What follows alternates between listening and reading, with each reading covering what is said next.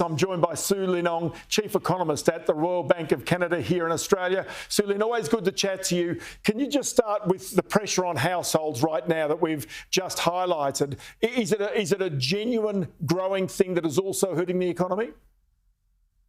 Yes, for sure. I mean, we are seeing the impact of the very rapid interest rate hikes of the last 12 months. So we've had 400 basis points in just over 12 months, a cash rate and mortgage rates up at their highest level in just over a decade. That is starting to work its way through the economy. And you combine that with cost of living pressures, higher rents, utilities, food prices, and we're starting to see that impact on households very clearly. So in the national accounts today, you could see the further moderation in household consumption. It's eased quite considerably in the last 3 quarters. So really started to soften up in Q4 of last year, growing by 0.3. Q1 this year, it's 0.2%. So you can see this continued weakening in consumer activity. And I think, interestingly, when you look at the details, the first drop in discretionary spending in the first quarter since 2019. So clear signs that households are paring back a bit on their consumption, not saving as much as well. That's all consistent with signs of increasing pressure on households. And it's important. Household consumption is the bulk of GDP, about 55%. So what happens there will very much impact on how the overall economy fares. Okay, but then the Reserve Bank right now is raising interest rates to try and head off inflation, which the Deputy Governor, Michelle Bullock, as we've just played, concedes is stickier than what it imagined.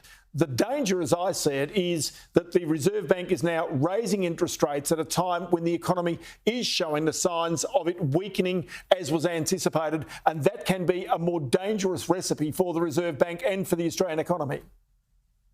Look, there's no doubt it's a very challenging set of circumstances as we look ahead. Inflation is way too high. It is uncomfortably high.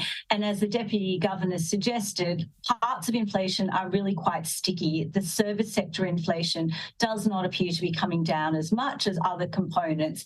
That's very reflective of higher wages and unit labour costs consistent with a tight labour market. So inflation high, the risk is it doesn't come down quickly enough, particularly nowhere near the RBA's 2 to 3% inflation target within a reasonable time frame. So what do you need to do? It means you need to take rates more restrictive.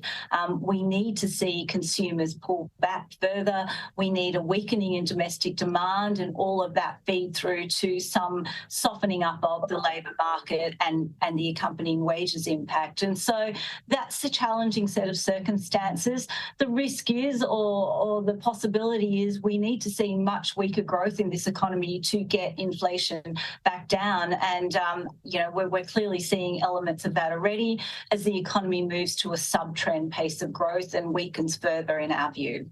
One thing you highlighted today was the compensation of employees in these national accounts numbers today. Now, these aren't wages growth numbers, but it is overall compensation of employees. And that shows alarmingly that the costs are rising fast. And that, of course, adds into inflation. Just explain that. It does. So this is a measure in the national accounts that is broader than a lot of other wage measures, including the wage price index that we all look at as well, and the RBA forecast. Now, the wage price index is running at 3.7% and lifting, but compensation of employees, this broad measure. So it includes things like not just your wages and salaries, but it includes overtime, penalty rates, bonuses, tips even. So it's that really broad measure.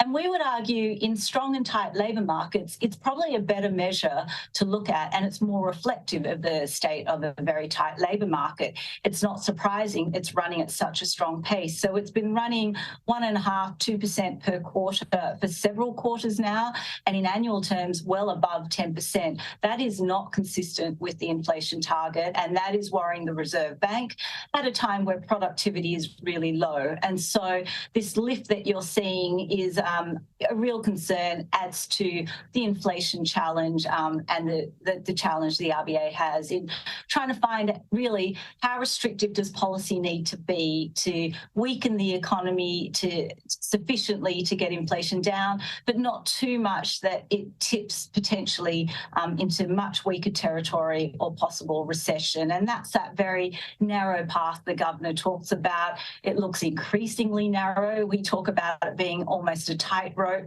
the higher rates go. Great to chat to you always, and many thanks for your time today. Thanks, Ross.